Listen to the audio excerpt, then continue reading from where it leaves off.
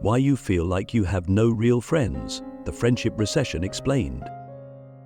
What if I told you that we are living through a crisis that no one is talking about? A silent epidemic, not of disease, but of disconnection. You see it everywhere. You feel it in yourself. More people than ever report feeling lonely, isolated, like they have no one to truly rely on. In a world that is more connected than at any other point in history, why do so many of us feel like we have no real friends? Friendship, once a cornerstone of the human experience, is quietly eroding. The depth of our relationships is fading, replaced by superficial interactions, fleeting digital connections, and a growing sense of social detachment. We are in the middle of what some call the Friendship Recession, and if you've ever found yourself wondering why your friendships feel shallow, why people seem to come and go so easily, or why making real connections feels harder than ever, you are not alone. To understand this, we need to go deeper. Friendship at its core is not just about shared interests or casual conversations. It is about shared burdens. It is about trust, effort, and the willingness to invest in another person without expecting immediate returns. But modern life has trained us to treat relationships like transactions, where we subconsciously calculate what we are getting out of them, and if the balance ever feels off, we pull away. Think about it. How many times have you hesitated to reach out to someone because you thought they wouldn't care, or I don't want to bother them? How often do we assume that everyone is too busy, too preoccupied, or simply not invested enough to make time for real connection? This mindset is a self-fulfilling prophecy. When everyone thinks this way, no one reaches out, no one makes the effort, and friendships quietly wither away, not because of conflict or betrayal, but because of neglect. Click subscribe to this channel to get more profound insights.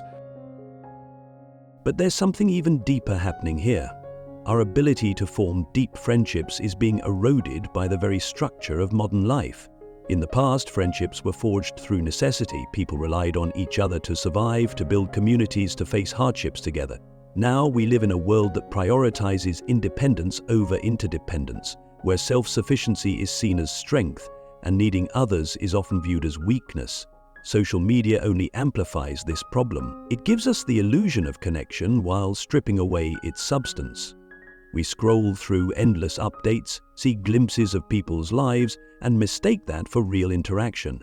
But seeing someone's highlight reel is not the same as being present in their struggles. Liking a post is not the same as checking in.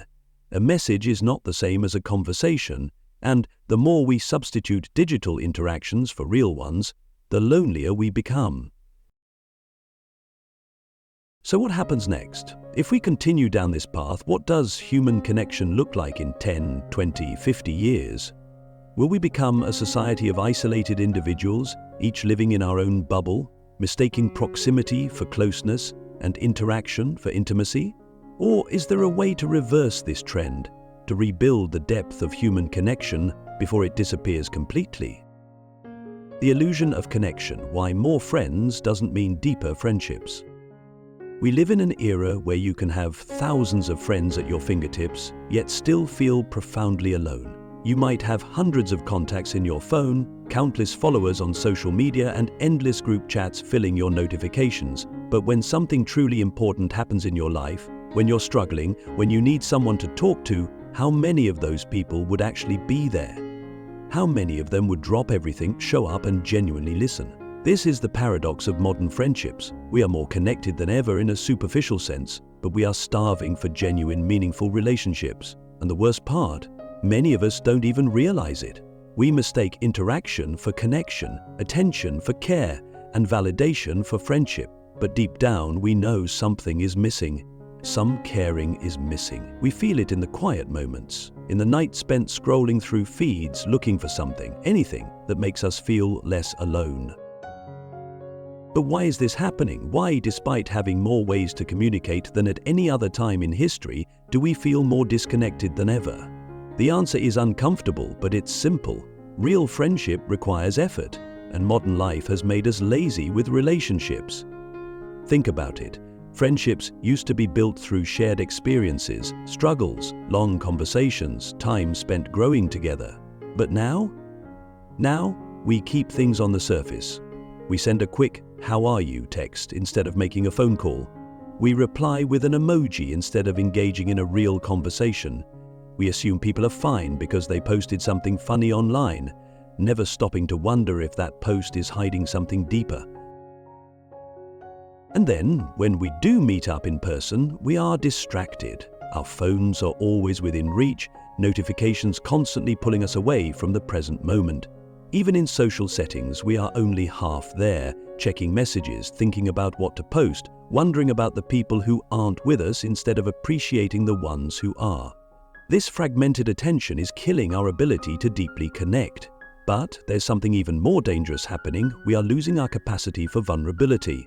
True friendship requires openness, honesty, and a willingness to let people see us as we really are, flaws and all. But social media has conditioned us to curate our lives, to present only the best versions of ourselves.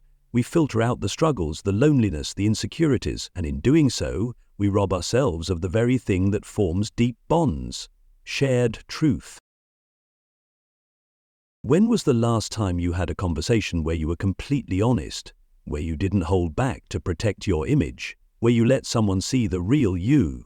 For many people, the answer is rarely or never, and yet we wonder why our friendships feel shallow.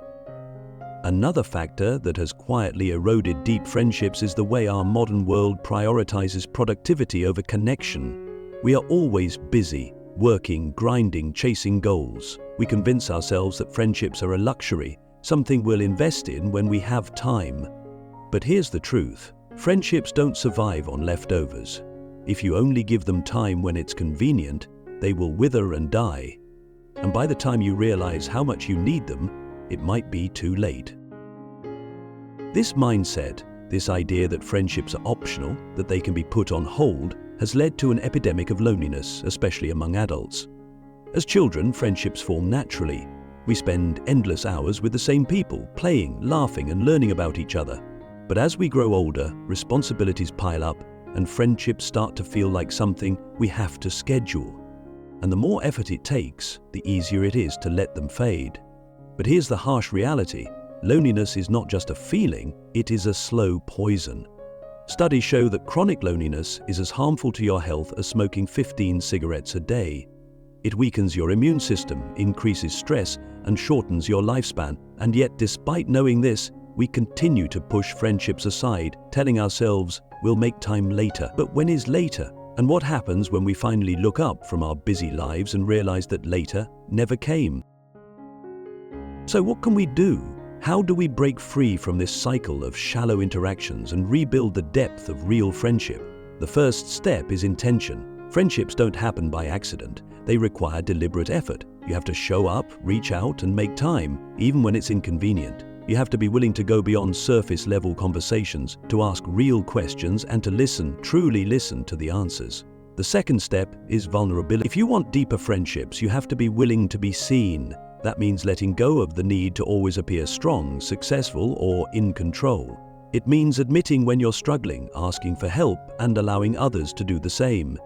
It means breaking the illusion of perfection and embracing the messy, complicated reality of human connection.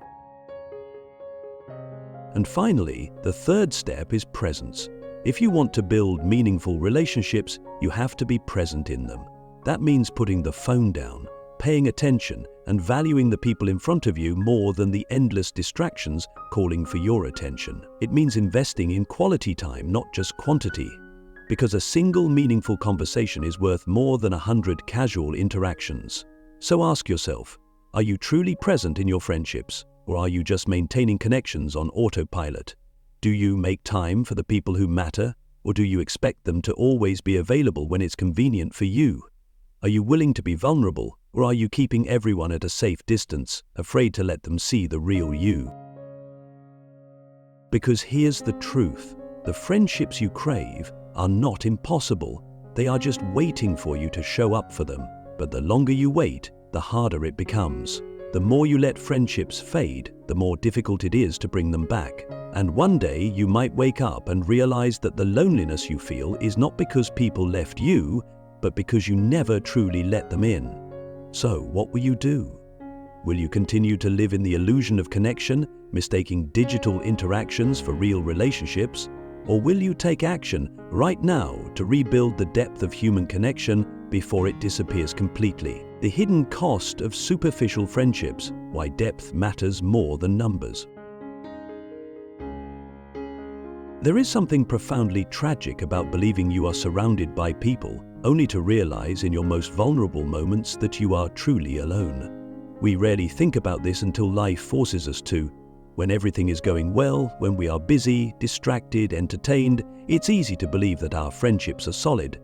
But hardship is the ultimate test. When life hits you with real challenges, loss, failure, illness, heartbreak, you quickly discover which friendships were built on a foundation of depth and which were nothing more than surface-level connections masquerading as something meaningful. But why does this happen? Why do so many friendships fail when they are needed most? Part of the answer lies in the way we have been conditioned to approach relationships. In a world obsessed with networking, social media, and status, friendship has in many ways become a numbers game. We chase followers, we cultivate connections that offer social or professional benefits, and we convince ourselves that having a large circle of acquaintances is the same as having a strong support system. But deep down, we know it isn't.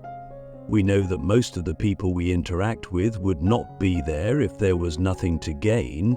And we know that despite all the noise, we often feel unbearably alone.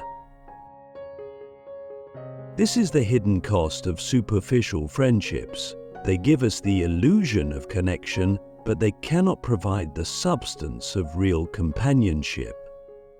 A real friend is not just someone who shares your interests or laughs at your jokes. A real friend is someone who is willing to sit with you in your darkest moments, someone who chooses to stay when there is no benefit to staying, someone who is willing to carry the weight of your struggles alongside you. And the painful truth is that most people do not have friends like that, not because they are impossible to find, but because we have stopped prioritizing the depth required to build them. Think about how friendships used to form before the digital age. They were built through shared experiences, through long conversations, through moments of vulnerability and trust. There was time, space, and patience involved in cultivating them. But now we swipe, we like, we comment, we engage in rapid, surface-level interactions that feel like connection, but lack the substance to sustain us when it really matters. We spread ourselves thin across too many shallow relationships, rarely taking the time to nurture the ones that could actually mean something. And yet we wonder why we feel empty. We wonder why we hesitate before calling someone when we need help. We wonder why, despite being surrounded by people, we feel like we have no one to truly rely on. The answer is simple. Real connection takes effort. And we have become too distracted, too impatient, and too accustomed to convenience to put in the work. But here's the thing, deep friendships are not just a luxury. They are essential to a fulfilled life. They are what make life bearable in the face of suffering. They are what give us meaning beyond our individual pursuits. And the absence of them is not just emotionally painful, it is existentially dangerous. Because without deep human connection, we begin to lose ourselves. We become more anxious, more cynical, more detached from the very thing that makes life worth living, sharing it with others in a way that is authentic, raw, and real. So ask yourself, are your friendships built on depth, or are they merely convenient? Do you have people in your life who you can be completely honest with? Or do you feel like you are always performing, always keeping parts of yourself hidden? And if tomorrow everything in your life fell apart, who would be there? Not just in words, but in action. Because the answer to that question might be the most important realization of your life. Rebuilding true friendship, the courage to connect in a disconnected world. If you've made it this far, then something inside you already knows the truth. Modern friendship is broken, but it doesn't have to stay that way. The loneliness you feel, the emptiness in your relationships, the quiet ache of wanting deeper connections but not knowing how to find them, it is all real. And yet the solution is not as complicated as we often make it seem. The truth is, real friendship has always required the same things: time, effort, vulnerability, and the willingness to choose people again and again, even when it is inconvenient, even when life gets busy, even when it would be easier to drift apart. The greatest friendships are not the ones that happen effortlessly, but the ones that survive the tests of time, distance, and hardship. They are the ones where two people make a silent agreement. I will not let this connection fade. But how often do we make that choice? How often do we reach out first, without waiting for the other person to take the initiative? How often do we invest in the people around us in a way that goes beyond small talk and polite exchanges? The truth is, many of us are waiting for someone to show up for us, waiting for friendships to deepen on their own, waiting for people to prove they care. But what if they are waiting too? What if no one is reaching out because everyone is afraid of rejection, of inconvenience, of caring more than the other person? This is where courage comes in. To build real friendships, you have to be brave. You have to be willing to be the one who reaches out first, the one who asks the deeper questions, the one who chooses consistency in a world of fleeting, transactional relationships. You have to be willing to say, "I miss you," without fearing that it makes you look weak.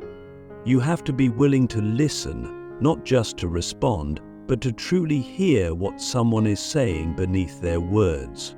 You have to be willing to show up, not just when it's fun, not just when there's something to gain, but when someone needs you in ways that are uncomfortable, messy, and real.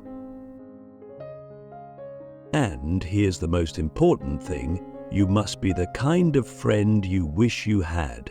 If you want honesty, be honest. If you want consistency, be consistent. If you want depth, stop keeping things on the surface.